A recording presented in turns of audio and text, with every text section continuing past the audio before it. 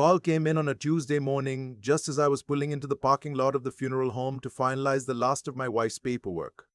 3 months after we buried her, and I was still doing paperwork. That's grief for you. It doesn't let you stop moving long enough to actually feel anything. I almost didn't answer. The number wasn't saved in my phone, but it had a local area code, so I picked up. Mr. Aldridge?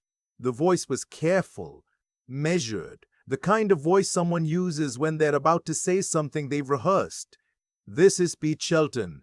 I'm the contractor your daughter hired to go through the house on Millbrook Road. My wife's house, the one she'd owned before we married, the one she'd kept in her name for reasons I never asked about because she was private that way, and I respected that. She'd used it as a studio for the last 12 years, watercolors mostly, sometimes oils, the kind of painting she did when she needed to be alone with herself. Right, I said. Is there a problem with the estimate? There was a pause. Not the kind where someone is thinking, the kind where someone is deciding. Sir, he said, I need you to come by the property. We found something. I don't want to describe it over the phone. Another pause. I'd strongly suggest you don't come alone. I told him I'd be there by noon.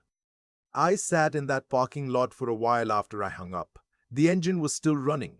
The heat was on because it was February in western Pennsylvania, and the cold had a way of settling into my bones that it hadn't when I was younger. I was 63 years old, recently widowed, and a stranger had just told me not to come alone to my dead wife's house. I called my son-in-law first. He didn't answer.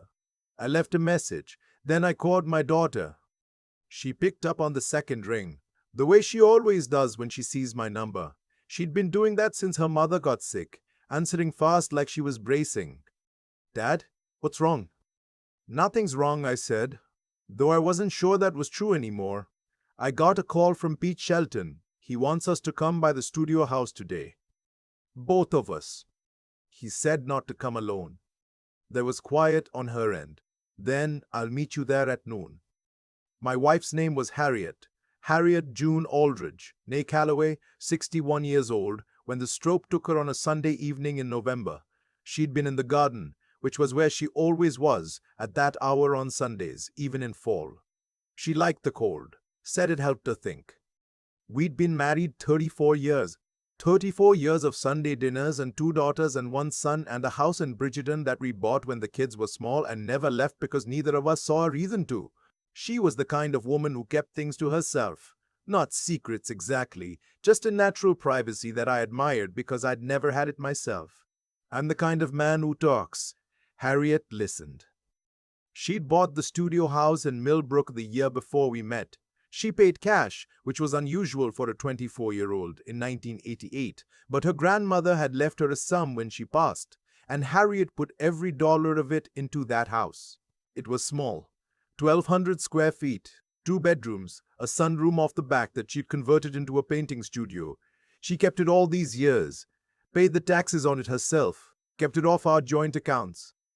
I never thought to ask why. Our children knew about it. Our daughters, Sheila and Pam, had visited a few times over the years. Our son, Bryce, claimed he'd never been inside, though I wasn't sure I believed that anymore. I got to Millbrook at 5 minutes to noon. My daughter Sheila was already there, standing in the front yard with her arms crossed against the cold, wearing the green coat she'd had for years. She looked like her mother from a distance. Up close she had my eyes, which Harriet always said was both a blessing and a curse. Pete Shelton was inside with 2 of his workers. He came to the door when he heard us on the porch, a thick-built man in his 50s, sawdust on his jacket, the look of someone who'd seen a lot of houses and wasn't easily rattled. Right now, he looked rattled. Mr. Aldridge, he shook my hand. I appreciate you coming. I'm sorry to pull you away from. I know this is a difficult time. What did you find? Sheila asked. She'd always been direct. Harriet's quality. Pete led us through the front room, past Harriet's canvases that were still stacked against the wall, past the small kitchen and into the back hallway. At the end of the hall, opposite the door to the studio, was the linen closet, or what I'd always assumed was the linen closet. The door was open. The shelves inside had been removed. Behind where the shelves had been, There was another door, narrower, painted the same white as the wall with no handle. You'd only find it if you were looking. Pete's man had found it when he pulled the shelving unit out to check for water damage along the baseboard. "We didn't go in," Pete said. "Soon as we found it, I called you." I reached out and pushed the door. It swung inward on a hinge. Inside was a space about the size of a walk-in closet, maybe 8 feet deep, 5 feet wide. There was a folding table pushed against the far wall. On the table was a banker's lamp, a small filing cabinet, and a desktop computer that was probably 10 years old. On the wall above the table, there were papers, printed emails, handwritten notes, bank statements, pages torn from a legal pad, all of it pinned to a corkboard with push pins in different colors, red, yellow, blue. My daughter made a sound beside me, not a word, just a sound. I stepped inside and turned on the lamp. The papers on the corkboard were organized. That was the first thing I noticed. Harriet had always been organized. Her canvases sorted by date, her receipts filed by month, her grocery lists written in order of where items appeared in the store aisle. This was her handwriting on the legal pad pages, her color coding, her system.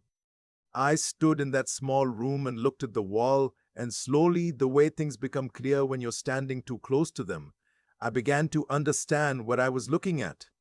My son's name was on almost every page.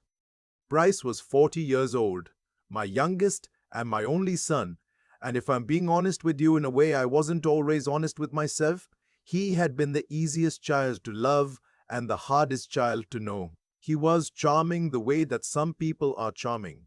Naturally, effortlessly, in a way that makes you feel special when his attention is on you, and vaguely unsettled when it isn't. He'd done well for himself. That was what I told people at church, at my golf club, at the Lions Club meetings I attended on the third Thursday of every month. My son's doing well. He's in commercial real estate, has an office in Pittsburgh, clients all over the state. He'd married a woman named Trish 9 years ago. A quiet woman who smiled a lot and said very little, which was its own kind of warning sign that I'd chosen not to read. My daughter Pam, who was 44 and a nurse, and the most plain-spoken person I'd ever known, had been trying to tell me something was off about Bryce for years. I didn't listen. A father who listens to his children speak poorly of each other rarely gets to the truth of anything. He just gets to the politics. That's what I told myself. I should have listened. What Harriet had built in that room was something between an archive and an evidence file. I don't know when she started it. There were documents dated as far back as 7 years. She'd been gathering for 7 years, and she'd never said a word to me. The broad strokes came to me quickly, standing in that cold little room with Sheila beside me and Pete Sheldon waiting tactfully in the hall. The finer details took longer. A legal pad she'd kept as a running summary, written in her neat cursive, helped enormously. My son-in-law, Sheila's husband Keith, was a CPA. I called him while we were still in the room and read him the numbers. He was quiet for a very long time, and then he said, "Your wife understood exactly what she was looking at. She understood it better than most accountants would." Here is what Harriet had understood. Bryce had been siphoning money from my retirement accounts. Not all at once, not in any way that would trigger an immediate alert. Small amounts moved to a holding account, then rolled into one of his real estate LLCs. He'd had access to the accounts because 12 years ago, during a period when my health was uncertain, a cardiac scare that turned out to be stress, not the heart, I'd given him power of attorney as a precaution. I'd never revoked it because I'd forgotten, and because he was my son, and because it never occurred to me that he would use it. The total over 7 years was somewhere in the neighborhood of $340,000. There was more. The LLC he'd used was also carrying debt in my name. Loans I'd never applied for. A line of credit against the Millbrook house that had been opened without my knowledge. Using documents that looked, as Harriet had noted in her careful handwriting, too precise to be forgeries made by an amateur. She'd underlined the word amateur, meaning she thought she knew who had helped him.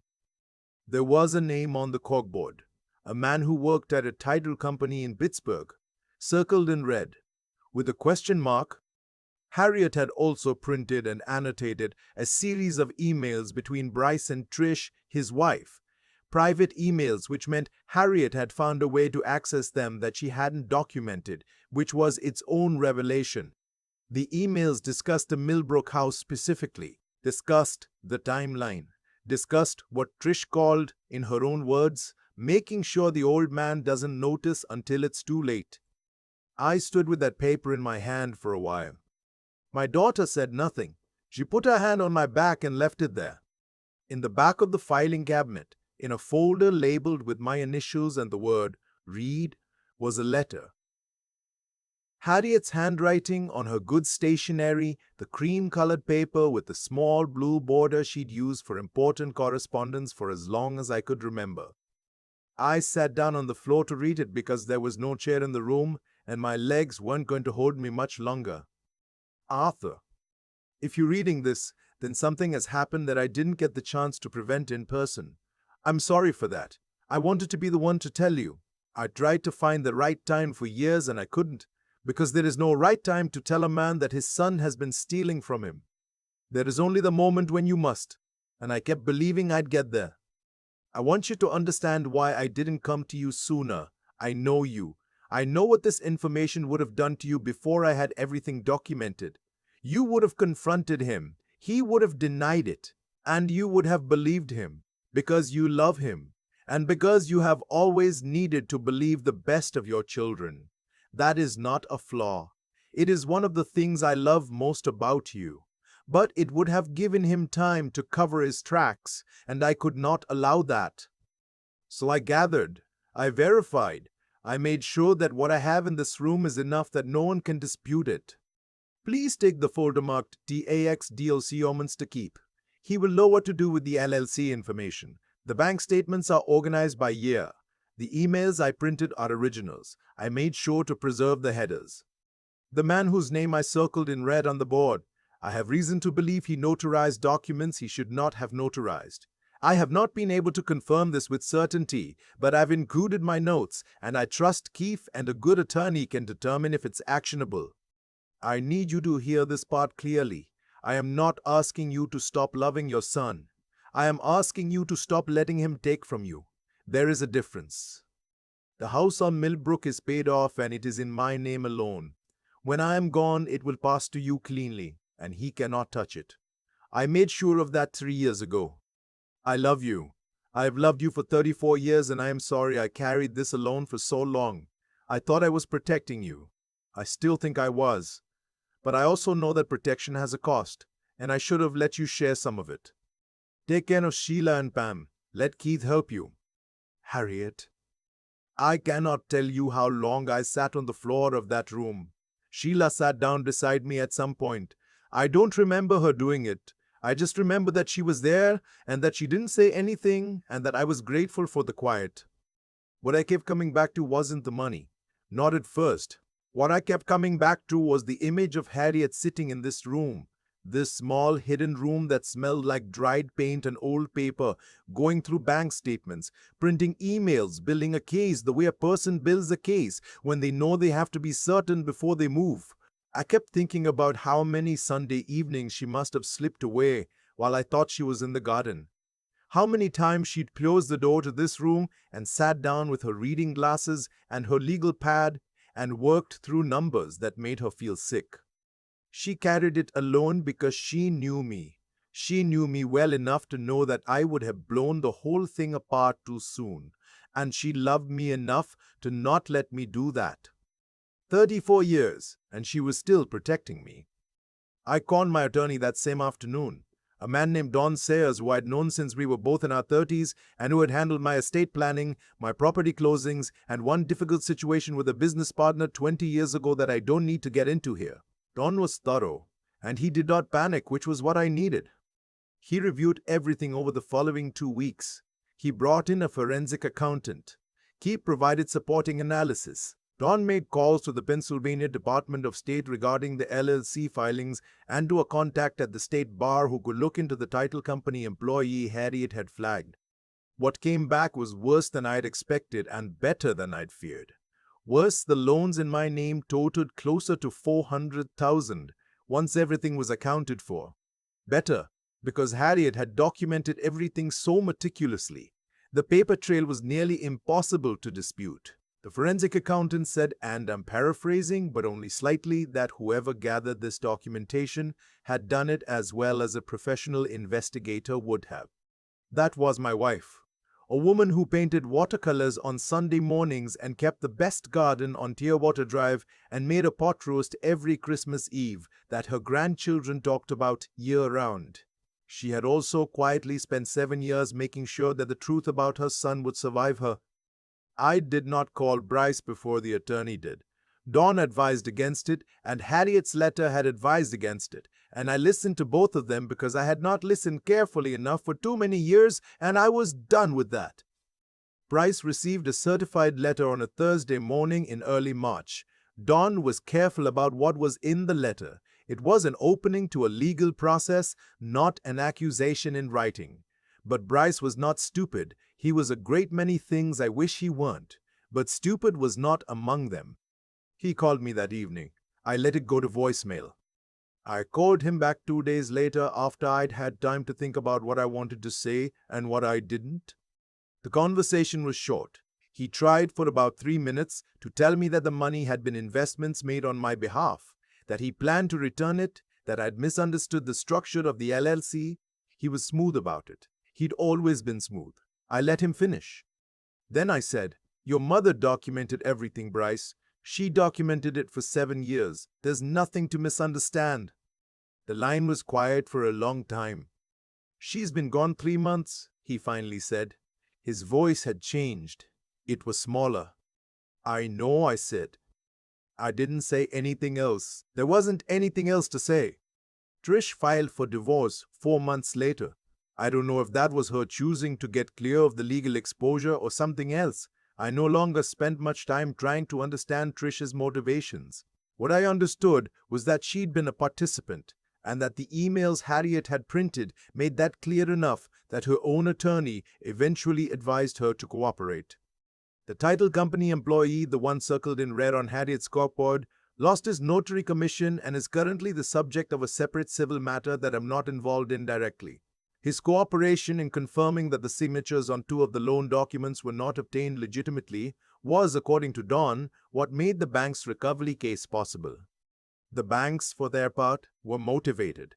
Fraudulent loan origination is not something financial institutions treat lightly, and when the documentation is as clear as what Harriet had assembled, the motivation increases substantially.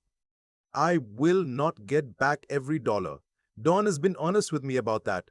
But most of what Bryce took across 7 years, will be returned through a combination of civil judgment and the liquidation of assets from the LLC. The Millbrook house, as Harriet promised in her letter, passed to me cleanly. Bryce will not go to prison, which is a thing I have complicated feelings about. He will, however, spend the better part of the next decade in civil court and professional ruin, which may be its own form of accountability. I've stopped trying to determine whether that's enough. Some questions are not mine to answer. My daughter Pam flew in from Denver when it was all finally settled enough to explain. We sat at the kitchen table in Bridgeton, Sheila and Keith. Pam and her husband, me, and I told them all of it. The room, the corkboard, the letter. Pam cried. She'd known Bryce was wrong about things for a long time, but she hadn't known how wrong. And knowing didn't feel like vindication. It just felt heavy. Afterward, Pam asked me something that I've thought about many times since. She said, "Do you think Mom knew she was sick before she told any of us?" I didn't answer right away. I looked at the window above the sink, the one that looks out into Harriet's garden, which I'd been trying to maintain as best I could. "I think," I said slowly, "that your mother was always one step ahead of everything. I think she probably suspected more than she let on. And I think she spent the last year of her life making sure that when she was gone, we'd be okay." Pam was quiet for a moment. "She always said you needed looking after," she said, not unkindly. "She was right," I said. "There are things I'm still working through. The grief hasn't gone anywhere. It just has more room now that the immediate crisis has passed, which means I actually feel it instead of running from it. My doctor says that's healthy. My doctor is a sensible man who does not sugarcoat things, which I appreciate. I still go to the Millbrook house sometimes. I'm not sure what I'll do with it eventually. Sheila has suggested renting it. Pam thinks I should keep it. I think Harriet would have an opinion about both and would express it indirectly through a look that communicated everything and said nothing. The room behind the linen closet I've left mostly as it was. The corkboard is still on the wall. I took the letter. I'll keep that. And the banker's lamp, because it was a good lamp, and it seemed wasteful to leave it. But the rest of it I've left because I'm not ready to dismantle something she built so carefully. Not yet. Pete Chowton, the contractor, came back to finish the work in April. On his last day, he stalked me before he left and said he was sorry and that in 40 years of residential work, he'd never walked into anything like that. I told him I appreciated how he'd handled it, calling first, not going in, treating the whole thing with care. Your wife knew what she was doing, he said, whoever she was doing it for.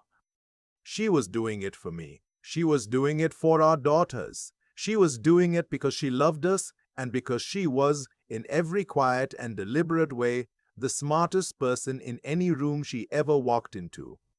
I knew that when I married her. I'd just forgotten, the way you forget the weight of things you've been holding for so long.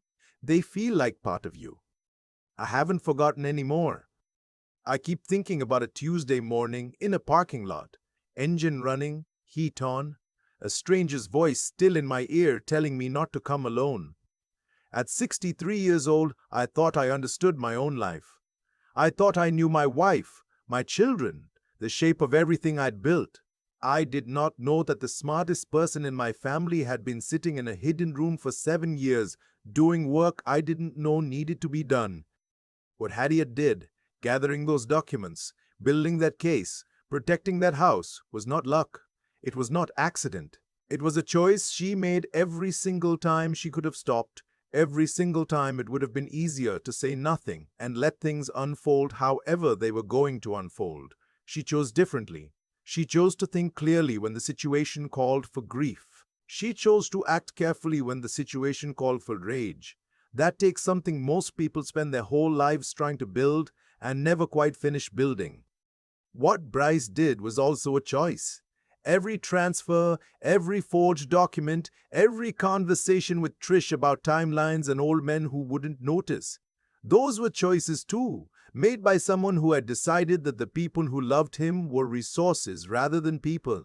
I've spent a lot of nights trying to understand how a person gets there. I don't have a clean answer. What I do know is that a person who will do that to his father will do it to anyone. The consequences Bryce is now living with did not come from nowhere. They came directly, precisely, from what he chose to do. That is not a comfortable thing to say about your own son. It is, however, the true thing. The hardest part of this whole story is the part that happened before I knew any of it. The years when Harriet was carrying this alone, when I was going to Lions Club meetings and playing golf and telling people my son was doing well. I was not stupid. I was not blind. I was comfortable, which is its own kind of blindness. Comfort has a way of softening the questions you should be asking. I let myself be comfortable. Harriet, who had every reason to be comfortable too, refused to look away. I think about that a lot now. About what it means to love someone well rather than just easily. Loving someone easily means you accept the story they're telling you. Loving someone well means you pay attention even when what you're seeing doesn't fit the story. Harriet paid attention. She did the hard, unglamorous, lonely work of verifying what she feared instead of hoping it wasn't true. That is not a small thing. That is, I think, one of the rarest things one person can do for another. What I want to carry forward from all of this is not bitterness, though I'd be lying if I said there wasn't some. What I want to carry forward is the willingness to look clearly at the things I love, to ask the questions that make me uncomfortable, to not trade accuracy for peace of mind. Harriet earned her peace of mind. She earned it by being honest about what she saw, disciplined enough to do something about it, and strong enough to carry it without letting it hollow her out. I don't know that I'm capable of all of that. But I know now what it looks like when someone is. And I know that the woman who tended the garden on Clearwater Drive and signed her letters with a blue border was doing something far more difficult and far more important than I ever gave her credit for. I'm giving her credit now. It's late, but I mean it.